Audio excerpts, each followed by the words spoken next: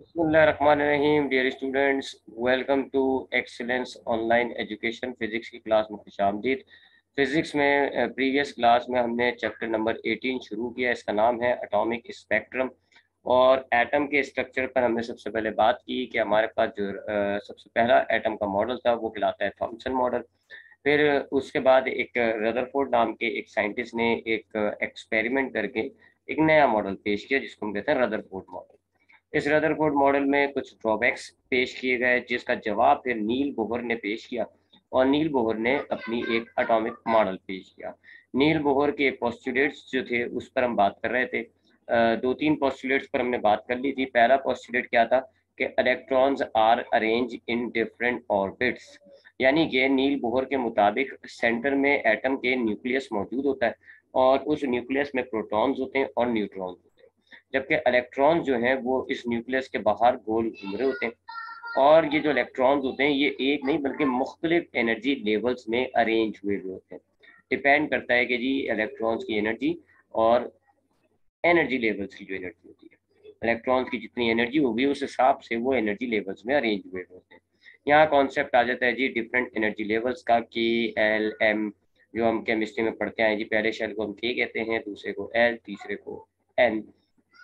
Numbers में अगर हम बोलते हैं तो ये प्रिंसिपल क्वांटम नंबर्स कहलाता है। पहला शेल कहलाएगा एल वन, दूसरा कहलाएगा टू, तीसरा कहलाएगा थ्री। तो electrons are arrange in different energy levels. उसके बाद दूसरा पोस्टुलेट ये था कि जी electrons neither gain nor lose energy in an orbit या इन एन एनर्जी लेवल। क्या इलेक्ट्रॉन जब एक एनर्जी लेवल में रोटेट करता है तो इस दौरान वो ना तो एनर्जी गेन करता है ना ही वो एनर्जी लूज करता है। यानी कि एक इलेक्ट्रॉन जब एक एनर्जी लेवल में होगा तो उसकी एनर्जी कांस्टेंट होगी। और ये हम पहले पोस्टुलेट में बात कर चुके हैं, डिपेंड करता है वो किस एनर्जी पर। ठीक है जी। तो दो बातें आ गई हैं जी। इलेक्ट्रॉन्स की एनर्जी के अतबार से वो मुख्तलिफ एनर्जी लेवल्स में अरेंज हुए हुए होते हैं और जब तक एक इलेक्ट्रॉन एक एनर्जी लेवल में होगा इस दौरान ना तो वो एनर्जी को गेन करेगा ना ही वो एनर्जी लूज करेगा। तीसरा पोस्टुलेट ये था कि electron occupy those orbit in which the angular momentum is the integral multiple of h upon 2 पाई। यानी कि इलेक्ट्रॉन सिर्फ उन्हीं ऑर्बिट्स में ऑक्यूपाई करते हैं कि जहां इलेक्ट्रॉन का एंगुलर मोमेंटम किसके बराबर हो, h upon 2 pi multiply by n। यहाँ n से मुराद होगा नंबर ऑफ ऑर्बिट, यानी कि h अपॉन 2 पाई की वैल्यू जो भी होगी आपकी, उसको अगर आपने पहले ऑर्बिट पर निकालनी है तो आप h अपॉन 2 पाई ही रखेंगे। दूसरे ऑर्बिट पे हो जाएगा जी वो 2, यानी कि यहाँ लिख देता हूँ मैं नीचे। ये सपोज करें जी हमारे पास डिफरेंट एनर्जी लेवल्स हैं जी। ये फर्स्ट एनर्जी लेवल है, ये सेकंड एनर्जी लेवल है, ये थर्ड एनर्जी लेवल है। अब पहले एनर्जी लेवल जो होता है यानी n इक्वल्स टू 1, तो यहाँ h अपॉन 2y की वैल्यू होगी। फिर दूसरा एनर्जी लेवल जो है वो है सेकंड, तो यहाँ जो है वो हो जाएगी 2 multiply by h upon 2 pi. Third energy level है तो उस पे जो है वैल्यू क्या हो जाएगी, ये 3 मल्टीप्लाई बाय h अपॉन 2 पाई। तो यूं इस हिसाब से आप हर एनर्जी लेवल का ये वैल्यू निकाल लोगे h अपॉन 2 पाई। पहले वाले की h अपॉन 2 पाई, दूसरे की टू एच अपॉन 2 पाई, तीसरे वाले की 3h अपॉन 2 पाई, वगैरह वगैरह। अब जो इलेक्ट्रॉन्स होंगे उन इलेक्ट्रॉन्स का एंगुलर मोमेंटम चेक किया जाएगा। इलेक्ट्रॉन का एंगुलर मोमेंटम निकलता है mvr एक फॉर्मूले से, और फिर इसका जो भी एंगुलर मोमेंटम होगा वो इस हिसाब से जिस लेवल पर भी आ रहा होगा इलेक्ट्रॉन उस पर जाएगा। तो ये कहलाता है जी थर्ड पॉस्टुलेट के इलेक्ट्रॉन्स उन्हीं ऑर्बिट्स को ऑक्यूपाई करते हैं जहां इलेक्ट्रॉन्स का एंगुलर मोमेंटम जो है h upon 2 pi multiply by n के बराबर। तो यहाँ से हमने इस पॉस्टुलेट से एक छोटी सी इक्वेशन बना ली थी, ये वाली mvr equals to n reduce Planck's constant. ये हो गया जी हमारे पास थर्ड पॉस्टुलेट। उसके बाद चौथा पॉस्टुलेट जो है वो है जी हमारे पास, वो मैं लिखता हूँ। फोर्थ पॉस्टुलेट क्या है जी कि if electron gain energy it will excite and jump. ठीक है जी। यानी कि सपोज करें जी ये हमारे पास है न्यूक्लियस, ये न्यूक्लियस है and that is the first energy level. ठीक है जी। इसी तरीके से ये हमारे पास दूसरा एनर्जी लेवल, इसको हम कह लेते हैं n इक्वल्स टू 2, और इसी तरह 3, 4 वगैरह वगैरह। अब यहाँ पर इस पहले वाले एनर्जी लेवल पे हमारे पास एक इलेक्ट्रॉन मौजूद है। अब जब ये एनर्जी गेन करेगा जब ये एनर्जी गेन करेगा तो ये एनर्जी ज्यादा होने की वजह से एक्साइट हो जाएगा और ये ऊपर जंप मार के इस ऑर्बिट पर चला जाएगा। नीचे वाले ऑर्बिट को जहां से इलेक्ट्रॉन निकला इसको हम कहते हैं ग्राउंड स्टेट, जहां इलेक्ट्रॉन गया है इसको हम कहते हैं एक्साइटेड स्टेट। तो जब ये एनर्जी गेन करेगा तो इलेक्ट्रॉन जो है वो ग्राउंड स्टेट से एक्साइटेड स्टेट में चला जाएगा। उसके बाद क्या होगा, फिर इलेक्ट्रॉन एक्साइटेड स्टेट से वापस जंप करके नीचे ग्राउंड स्टेट में आ जाएगा। इस दौरान ये एक एनर्जी निकालेगा, जितनी एनर्जी गेन करेगा उतनी ही एनर्जी लूज कर देगा। ठीक है जी, पहले इस पॉइंट को लिख लेते हैं। व्हेन इलेक्ट्रॉन गेन एनर्जी, जब इलेक्ट्रॉन एनर्जी गेन करता है तो it will jump from ground state to excited state. Ground state से वो एक्साइटेड स्टेट में चला जाएगा, एक्साइटेड स्टेट। ठीक है जी, यानी कि जब एक इलेक्ट्रॉन जो कि एक ऑर्बिट में घूम रहा है, जब वो एनर्जी गेन करेगा तो वो क्या करेगा, फिर वो जंप करके ग्राउंड स्टेट से एक्साइटेड स्टेट में चला जाएगा। यहाँ इस एग्जाम्पल में N1 पहले ऑर्बिट से वो सेकंड ऑर्बिट में चला गया। सिमिलरली फिर क्या होगा, व्हेन इलेक्ट्रॉन लूज एनर्जी, जब इलेक्ट्रॉन अपनी गेन की हुई एनर्जी को लूज कर देगा, इट विल जंप बैक, वो वापस आ जाएगा। It will jump from excited state to ground state, excited state to ground state. ठीक है जी, तो ये दो कहानियां बताई मैंने आपको इसमें। यानी कि अब यहाँ पे एक और डायग्राम, दोबारा डायग्राम बना के देख लेते हैं एक नजर, इसको मिटा देते हैं। ठीक है जी, तो ये दो कहानियां हैं जी। पहली कहानी क्या है कि हमारे पास ये है जी फर्स्ट ऑर्बिट N1, और ये है जी हमारे पास second orbit N2। N1 ground state है क्योंकि यहाँ इलेक्ट्रॉन मौजूद है, N2 एक्साइटेड स्टेट है। तो जब ये एक फोटोन या एक एनर्जी लेगा, जब ये एनर्जी गेन करेगा, ये लिखा हुआ जी गेन एनर्जी, तो ये क्या करेगा जी, ये जंप मार के एक्साइटेड स्टेट पे चला जाएगा, from ground state to excited. उसके बाद दूसरी कहानी क्या बताई कि यहाँ पर अब हमारे पास एक्साइटेड स्टेट में इलेक्ट्रॉन मौजूद है और ये जी ग्राउंड स्टेट N=1। फिर क्या होगा, तो ये इलेक्ट्रॉन वापस अपने एक्साइटेड स्टेट से ग्राउंड स्टेट में आ जाएगा और इस दौरान वो एनर्जी लूज कर देगा। ठीक है जी, ये भी पॉस्टुलेट खत्म नहीं हुआ है।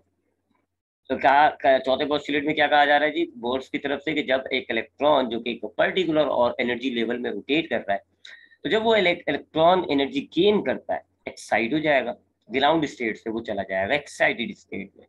और फिर एक्साइटेड स्टेट में जब वो जाता है तो वो अनस्टेबल होगा, वहां हर वक्त नहीं रह सकता, हमेशा नहीं रह सकता, अनस्टेबल है।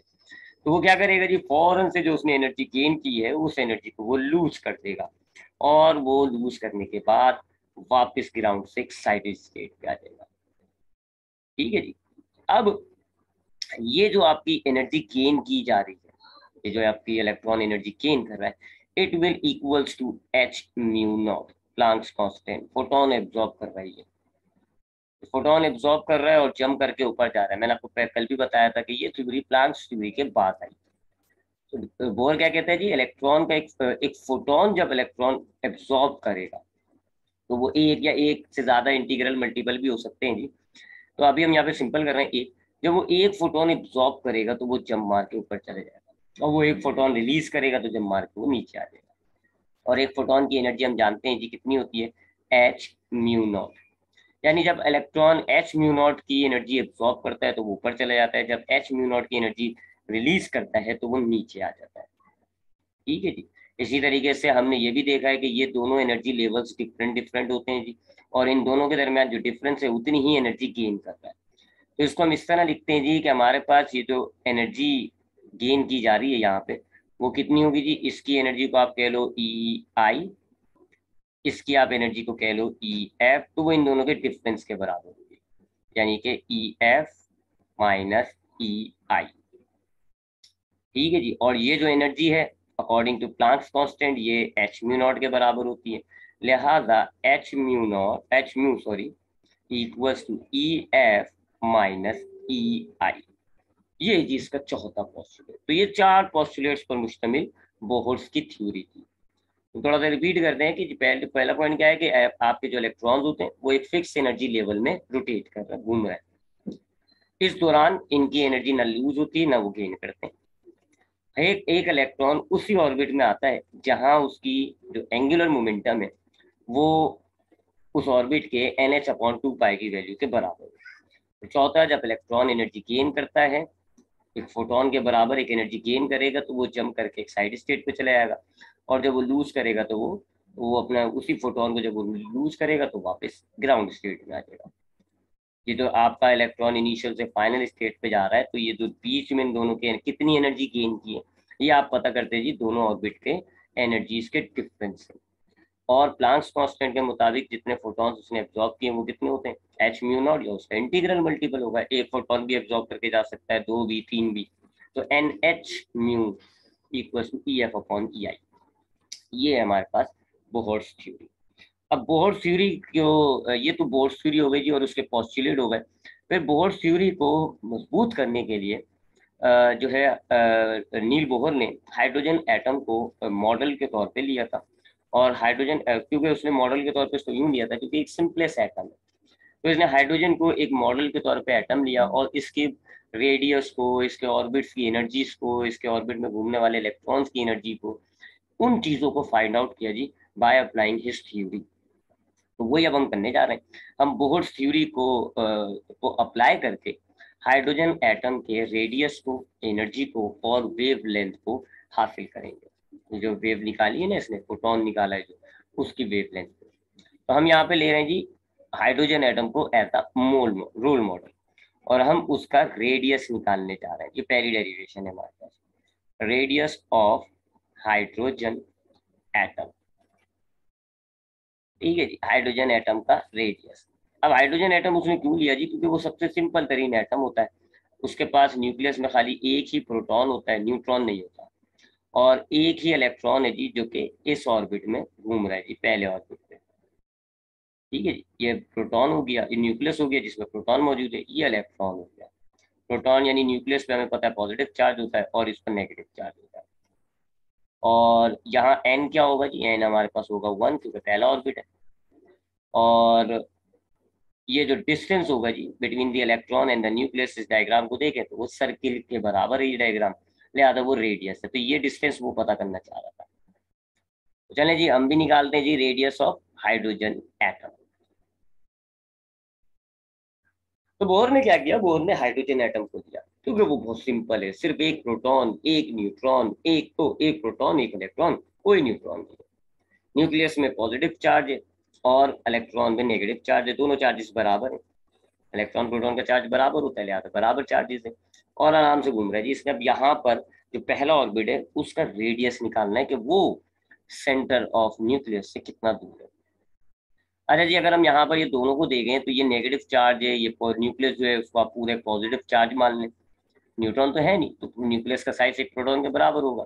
तो आपके पास सेंटर में एक पॉजिटिव चार्ज पड़ा हुआ है और किनारे पे आपके पास जो है वो एक नेगेटिव चार्ज घूम रहा है। तो यहाँ चार्जेस के दरमियान हम जानते हैं जी कि इलेक्ट्रोस्टैटिक फोर्स ऑफ अट्रैक्शन होती है। तो यहाँ पहले इलेक्ट्रोस्टैटिक फोर्स निकालते हैं।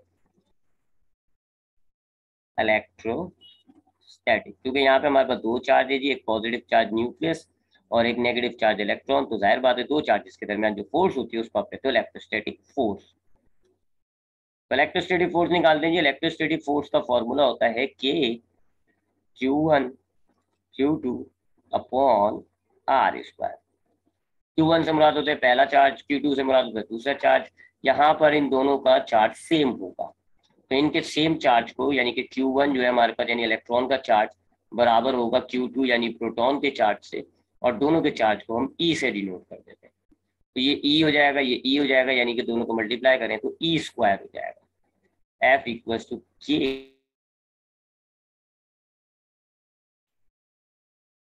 तो ये जी इलेक्ट्रोस्टैटिक फोर्स बन गई, F equals to KE² divided by R square. ये हमारे पास है जी पहली इक्वेशन। उसके बाद दूसरे जाविये से देखते हैं जी। दूसरे जाविये से देखेंगे अब हम।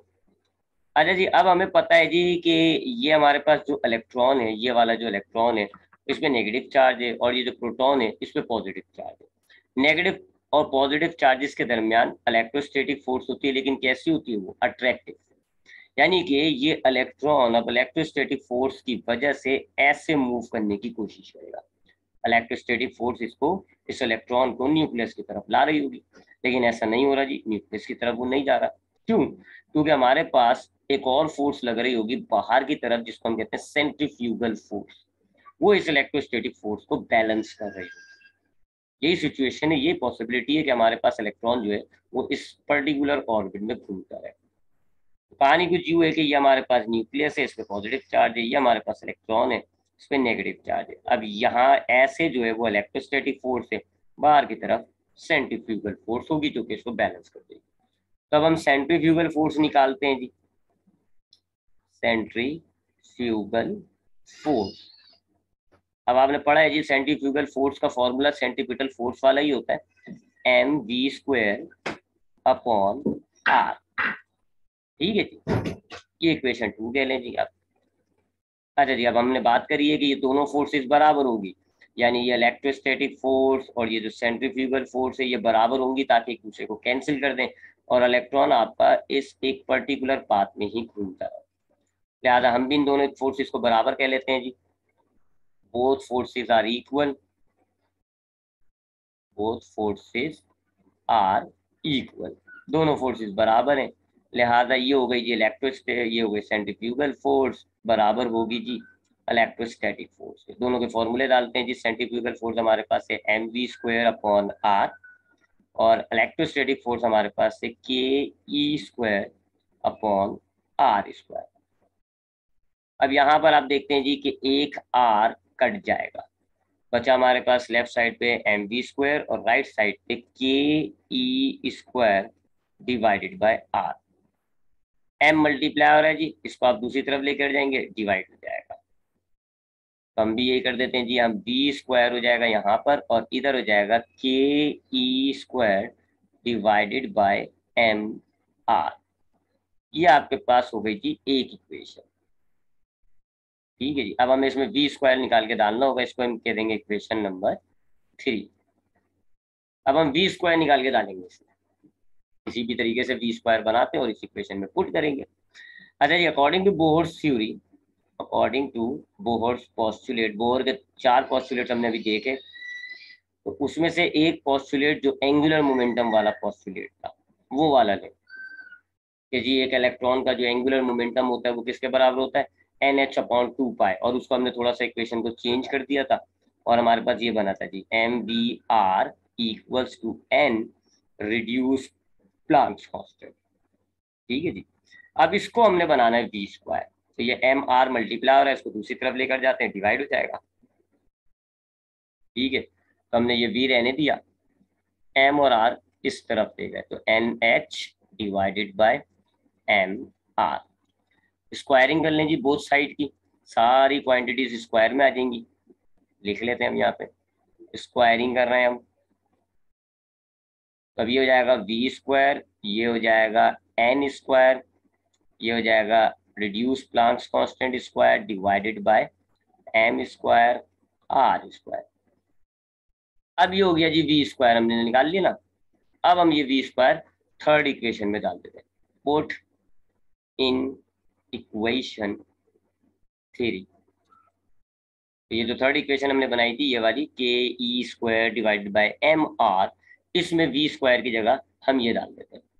तो हमारे पास इक्वेशन क्या थी? वो v² equals to ke² divided by mr। अब इसमें ये जो v² है इसकी जगह हम ये पुट कर देते हैं, ये जो राइट साइड वाली है, ये हो जाएगा n² reduce Planck's constant square divided bye, हाँ ये स्क्वायर लिखा हुआ है, ठीक है, ये स्क्वायर क्या आएगा नीचे? m² r² equals to ke² divided by mr। अब आपको एम और आर कटता हुआ नजर आ रहा है, यहाँ दो दो है जी, यहाँ एक है, एक काट देते हैं तो ये स्क्वायर कट जाएंगे और ये एम और आर कट गया। क्या बचता है हमारे पास बचा इस साइड पर एन स्क्वायर और एच रिड्यूस एच, और इधर एम आर भी तो बचा, स्क्वायर कटा है ना, तो एम आर बचा। और इधर हमारे पास क्या बचा जी, के ई स्क्वायर डिवाइड, बस खत्म है ना, ये कट चुका है, ये कट चुके हैं, ठीक है जी। अब हमें यहाँ पे से रेडियस का फॉर्मूला बनाना है, तो ये आर मल्टीप्लाई हो रहा है, सॉरी डिवाइड हो रहा है, ये इधर चला जाएगा मल्टीप्लाई हो जाएगा, तो ये जो के ई स्क्वायर है मल्टीप्लाई हो रहा है, इसको हम दूसरी तरफ लेकर आएंगे तो डिवाइड हो जाएगा। तो रीअरेंज करते हैं, हमारे पास रीअरेंज करने के बाद बन जाएगा R equals to N square H square divided by M K E square. ठीक है, यार डिवाइड हो रहा था, इसको हम इधर लेकर आए, यहाँ पर मल्टीप्लाई हो गया, तो ये मल्टीप्लाई हो रही थी इधर गई, डिवाइड हो गया। ठीक है जी। अब इस पूरे फॉर्मूले में अगर हम गौर से देखें, इस पूरे फॉर्मूले में एन को छोड़ दें, एन को अलग कर देते हैं, एन स्क्वायर को अलग कर देते हैं, बाकी सारी वैल्यू कांस्टेंट है, एच बार कांस्टेंट होता है, एम कांस्टेंट होता है, के कांस्टेंट है, चार्ज ऑफ इलेक्ट्रॉन भी कांस्टेंट है, ये सारी वैल्यू कांस्टेंट होती हैं। और ये जो होती है H bar square divided by M K E square, इन सब की वैल्यू आती है जी 0.52 मल्टीप्लाई 10⁻⁻10 मीटर, ये है जी इसकी वैल्यू। ठीक है जी, तो ये वैल्यू पुट कर देते हैं। अब हमारे पास आर का फॉर्मूला क्या हो गया, एन स्क्वायर, और इन सब की जगह हमने डाल दिया वैल्यू 0.52 मल्टीप्लाई बाय 10⁻⁻10 रेडियस।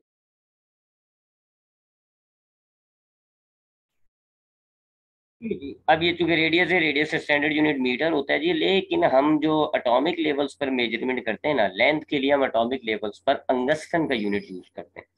और याद रखिएगा कि 10⁻⁻10 मीटर जो है वो 1 अंगस्टन के बराबर होता है, 1 डिग्री अंगस्टन। तो ये जो 10⁻⁻10 मीटर, इसको हटा के हम अंगस्टन लिख देंगे। तो आर की वैल्यू जाएगी जी N square multiply by 0.52 degree अंगस्टन।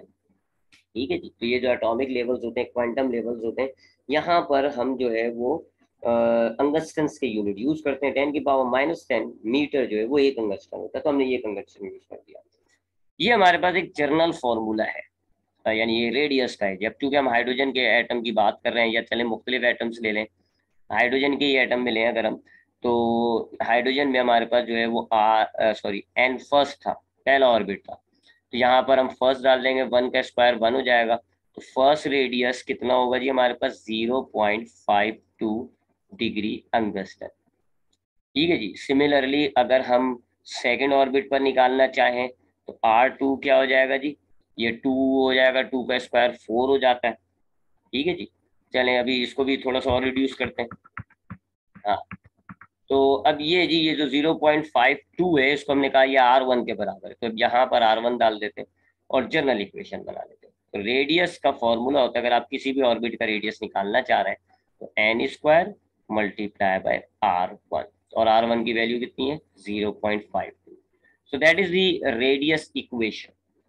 Boards की थ्योरी हमने अप्लाई की है जी, और बोर्ड्स की थ्योरी से हमने रेडियस फाइंड आउट कर लिया। अब हम क्या करेंगे जी, अब हम इलेक्ट्रॉन की एनर्जी को कैलकुलेट करेंगे, एनर्जी ऑफ इलेक्ट्रॉन।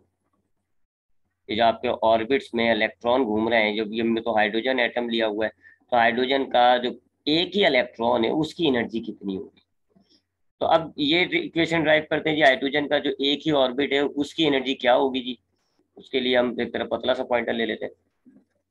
तो ये हमारे पास है जी न्यूक्लियस, और ये हमारे पास है जी इलेक्ट्रॉन घूम रहा है। ये जो एक इलेक्ट्रॉन है इसकी एनर्जी हमें अब फाइंड आउट करनी है। अब एनर्जी जो होती है एक इलेक्ट्रॉन की, टोटल एनर्जी, जाहिर बात है उसमें दो किस्म की एनर्जी हो सकती है, या तो उसके अंदर पोटेंशियल एनर्जी हो सकती है, या फिर उसके अंदर काइनेटिक। दोनों को टोटल कर देंगे, ऐड कर देंगे, तो हमारे पास टोटल एनर्जी आ जाएगी। तो हमें पहले काइनेटिक एनर्जी निकालनी होगी, पोटेंशियल एनर्जी निकालनी होगी, फिर हम उनको ऐड करेंगे तो हमारे पास जो है वो टोटल एनर्जी आ जाएगी इलेक्ट्रॉन की। तो सबसे पहले हम पोटेंशियल एनर्जी निकाल लेते हैं, पोटेंशियल एनर्जी। अच्छा जी, अब पोटेंशियल एनर्जी आपने पढ़ा हुआ है, फर्स्ट ईयर में पढ़ा हुआ है। पोटेंशियल एनर्जी जो है वो नेगेटिव वर्क डन के बराबर होती है। तो यहाँ पर हम पोटेंशियल एनर्जी को लिखते हैं जी, पोटेंशियल एनर्जी कितना होगा जी, नेगेटिव वर्क जो किया जाए चार्ज पे। वर्क का फॉर्मूला होता है जी फोर्स मल्टीप्लाई बाय अब डिस्टेंस यहाँ पे कितना है जी, रेडियस ले रहे हैं हम डिस्टेंस आर, तो हम ये आर रख लेते हैं।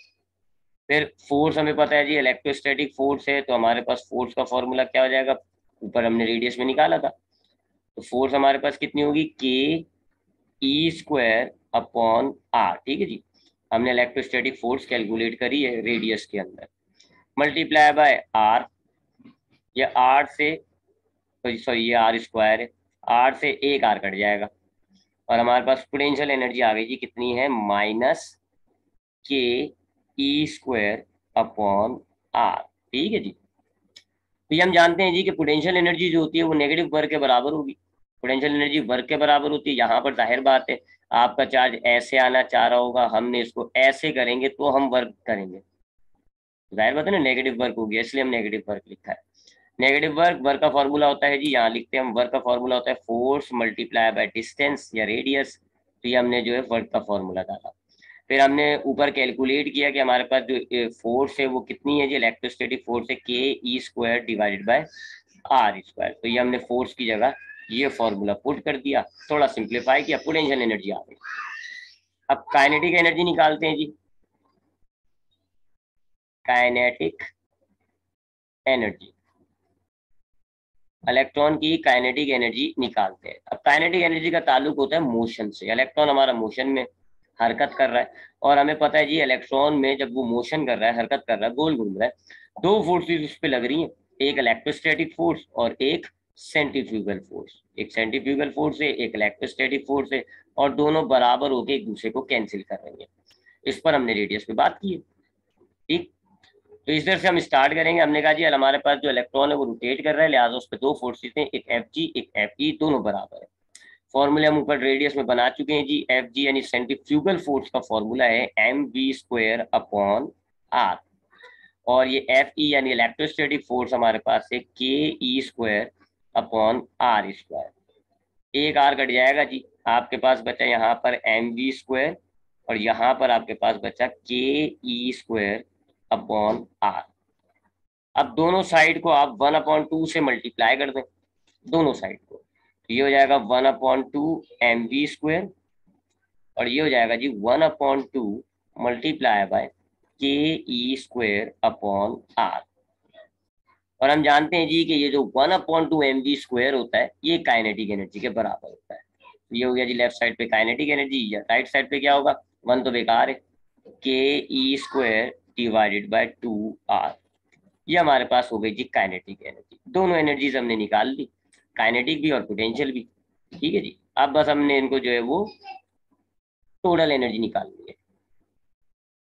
टोटल एनर्जी हमें कैलकुलेट करनी है। टोटल एनर्जी किसके बराबर होती है जी, एनर्जी जो है वो टोटल एनर्जी बराबर होती है पोटेंशियल प्लस काइनेटिक। ये काइनेटिक प्लस पोटेंशियल कह देते हैं, माइनस साइन अच्छा है ना, बीच में आ जाएगा, काइनेटिक प्लस पोटेंशियल। ठीक है जी, बात एक ही है। काइनेटिक हमने कितनी निकाली, के ई स्क्वायर अपॉन 2r, और पोटेंशियल हमारे पास है माइनस में, तो माइनस प्लस माइनस हो जाएगा, और पोटेंशियल हमने कितनी निकाली है, K E square upon are. ठीक है जी, देख लें, माइनस में आई थी हमारी पोटेंशियल, के ई स्क्वायर अपॉन आर, तो वो माइनस है, बीच में प्लस है, तो प्लस माइनस माइनस हो जाता है। ठीक है, अब इसको थोड़ा सिंप्लीफाई करेंगे, 2r और r का एलसीएम निकालें, 2r बनता है। ठीक है जी, यहाँ आपके पास बचेगा जी 2r से कैंसिल हो जाएगा, के स्क्वायर बचेगा, यहाँ r से कैंसिल होगा, 2 बच जाएगा जी, और ये हो जाएगा 2ke स्क्वायर। अब ये माइनस कर देंगे, प्लस माइनस माइनस, दो में से एक निकालें, तो एनर्जी आपके पास आ रही है इलेक्ट्रॉन की कितनी, माइनस के E square divided bye 2r। ये आपके पास आ रही है जी एनर्जी का फॉर्मूला। लेकिन अब हमने इसको करना है जी वाहियात। अब हम इसमें रेडियस का फॉर्मूला डालेंगे, जो बोहर ने रेडियस का फॉर्मूला निकाला था ना, वो अब हम डालेंगे रेडियस का फॉर्मूला। लंबा वाला जो था, लंबा वाला क्या था, N square H bar square divided by M K E square. ये वाला फॉर्मूला पुट करेंगे अब हम इसमें, ठीक है, N square H bar square M K E square. तो जब हम पुट करते हैं जी, हमारे पास क्या हो गया जी, अब ई इक्वल्स टू माइनस के ई स्क्वायर डिवाइडेड बाय 2। अब आर की जगह आ जाएगा N square H bar square divided by M K E square. अब थोड़ा सिंप्लीफाई करेंगे, आपको पता है डिनोमिनेटर का जो डिनोमिनेटर है ये ऊपर चला जाता है, न्यूमिनेटर में चला जाता है, ठीक है जी। तो अब हम यही करते हैं जी, डिनोमिनेटर के डिनोमिनेटर को न्यूमिनेटर में ले जाते हैं। तो हमारे पास क्या हो जाएगा जी, ई इक्वल्स टू माइनस के ई स्क्वायर, और ये भी आपके पास ऊपर चला गया, तो ये हो जाएगा M K E square divided by 2n square H bar square. E equals to minus K, देखें जी मल्टीप्लाई है, पावर ऐड हो जाएगी, के स्क्वायर हो जाएगा और ई की पावर हो जाएगी 4m divided by 2n square H bar square. अब इन सारी वैल्यूज को अगर आप देखें तो इसमें जो है सारी वैल्यूज कांस्टेंट है, बस इस n को छोड़ के, ठीक है जी। तो इस n को आप अलहदा कर दें, ई इक्वल्स टू